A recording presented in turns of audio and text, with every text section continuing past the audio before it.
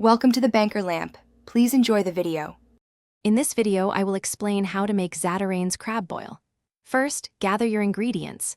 You will need about 4 pounds of your favorite seafood, like shrimp or crawfish.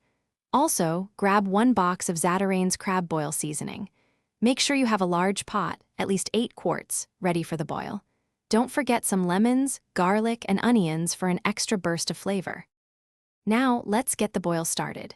Begin by filling your large pot with approximately 6 quarts of water. Carefully add the entire box of Zatarain's crab boil seasoning to the water. For an aromatic touch, toss in 1 halved lemon, 2 cloves of garlic, and 1 whole onion. Place the pot on your stovetop and bring the mixture to a vigorous, rolling boil over high heat. With your boil at a rolling boil, it's time to add the star of the show, your seafood. Gently place your chosen seafood into the pot. If you're cooking shrimp, they'll be ready in about 2 to 3 minutes, turning a lovely pink.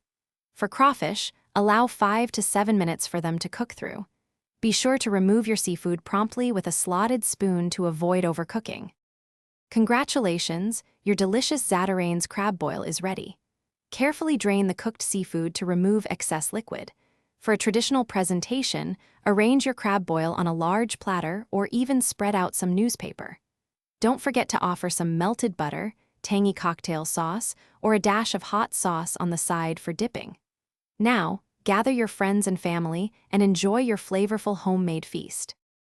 Thanks for watching. If this was helpful, leave a like and consider subscribing. See you next time.